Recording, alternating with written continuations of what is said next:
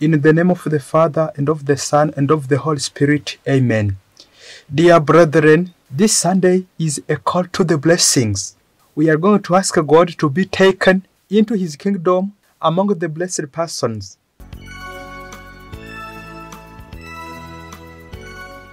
A reading from the Holy Gospel according to Matthew, chapter 25, verse 31 to 46. When the Son of Man comes in His glory, and all the angels with Him, He will sit upon His glorious throne, and all the nations will be assembled before Him, and He will separate them one another, as shepherds separate the sheep from the goats. He will place the sheep on His right, and the goats on His left. Then the King will say to those on His right, "Come, you who are blessed by my Father, inherit the kingdom prepared for you from the foundation of the world. For I was hungry, and you gave me food. I was thirsty, and you gave me drink. A stranger, and you welcomed me. Naked, and you clothed me. Ill, and you cared for me.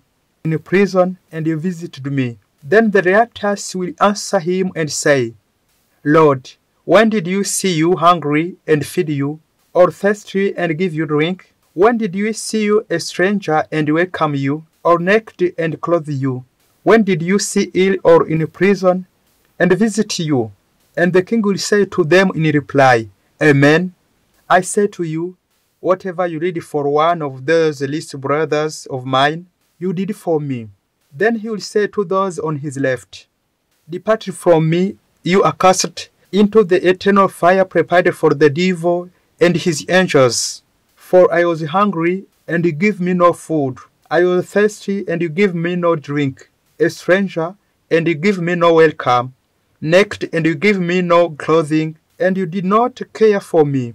Then they will answer and say, "Lord, when did you see you hungry, or thirsty, or a stranger, or naked, or ill, in prison, and not minister to your needs?" He will answer them, "Amen, I say to you, what you did not do for one of the least ones, you did not do for me."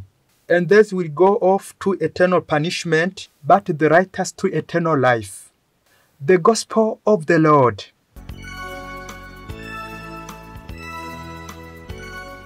Dear brethren, this is the end of the liturgical readings in ordinary time, year A. We are celebrating solemnity of our Lord Jesus, the King of the universe. This is the last Sunday in the liturgical year. We honor Christ the King. We receive a call to the benediction. We ask Christ to be taken among the blessed persons in His kingdom. May the Christ reign over our life. The question to be answered is about who reigns over your life. Is the Christ who reigns over your life? During this meditation, you get your answer among those readings. The kingdom of Christ is realized by His own life. The mission of salvation of Christ the King is grouped into three gifts, which are called in Latin Tri Munera Christi. That is, Munus Docendi, Munus Sacrificandi, et Munus Regendi. Christ prophets, Christ priest, and Christ King. This is how Christ the King reigns over us, realizing those three Munera. The first reading today is a message of consolation and hope from the prophet Ezekiel to the Jews in Babylonian exile. He made them to understand that their present suffering, which explained in the terminology of wounded sheep, lost sheep, and sick sheep, is the result of their gross infidelity and disobedience to God, because their kings and religious leaders failed in their duties as true shepherd to them. But the prophet assured them that God one day will eliminate the shepherds who have proven untrustworthy, and He would become Himself the shepherd, leading, feeding, healing, and protects His sheep. Jesus presents Himself as the embodiment of the good shepherd, prepared to lay down His life for His sheep. In his letter today, St. Paul assures Christians in Corinth that as God the Father has raised Jesus from the dead, Jesus too would raise those who believe in Him. He made them to understand that the first mission of the risen Christ is to give eternal life to all who believe in him by raising them from the dead. In the second reading, St. Paul presents Christ as the victorious ruler of the world, authority of power.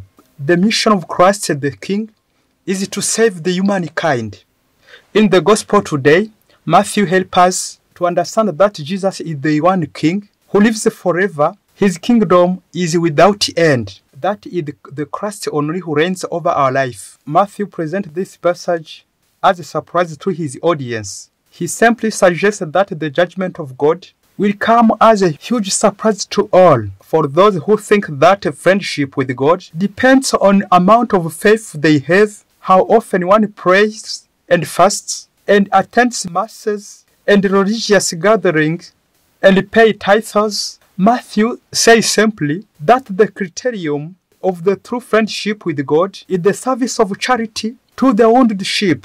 As we listen in the first reading, the evangelist presents Jesus in the Catholic scene as a shepherd king. Goat and sheep here, apart from the fact that both animals exist in a creature context of Jesus. The presence of the one to another in this parable can be understood literally that sheep are naturally obedient, innocent and humble, while goats are stubborn and uneasy to control.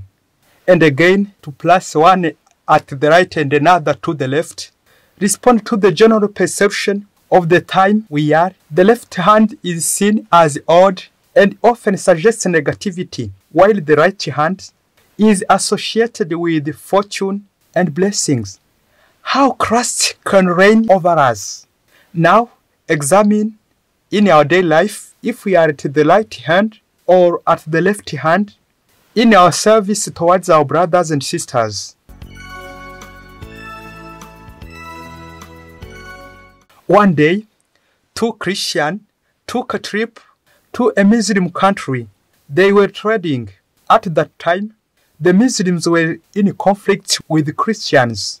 At the end of the journey, those two Christians were very tired, hungry, and without lodge, and they were challenged about this trip with many questions and many problems.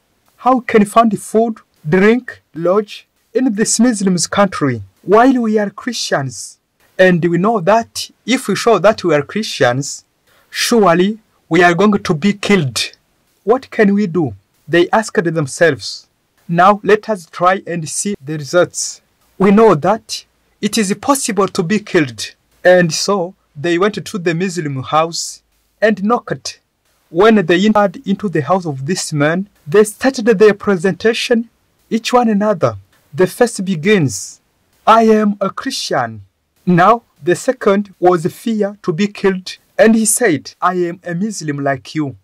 Now imagine who is going to be killed in this country of Muslims. The Muslim took the Christian into the dining room and saying, you are welcome. This is my house of kindness and compassion. Compassion towards the hungers, pilgrims like you, hunger and thirsty persons. Now enjoy your meal and feel at home, please. On the other hand, he took the Muslim one, saying, follow me in the prayer rooms. Come and fast with us. Today is our fasting of Ramadan. Now, this so-called Muslim became sad and very angry because he was very hungry. Dear brethren, this is how we will be separated. The so-called Christian like goats, not serious, will take the left places, unwanted places, and then the faithful, the innocent, will take the desired places, the dining room, the heaven with God, to eat with God. This is the Eucharist, food of pilgrims. Dear brethren, pay attention. Sometimes we judge other religion faith, like Muslim, not Catholic, that they don't know Christ, and sometimes we are fear to approach them because we say that they don't believe wisely. So be careful. We are not serious. You become a so-called Christian when you judge others negatively. Now you must judge your relationship with God, your faith, your deeds. That is how we can change our faith according to situations of life problems we have in our life, be sure that Christ will not change. If you change, be sure that Christ will not change. He is Alpha and Omega, the beginning and the end, and he will judge not according to the country, nor your good house, nor your good job, nor religion faith, like Muslim or Christian, nor your money, nor your good house, but also our deeds, how practice charity, how put love into practice. Is that how Christ reigns over your life, reigns over your hearts? Dear brethren, may Christ reign over our life, our deeds, our hearts.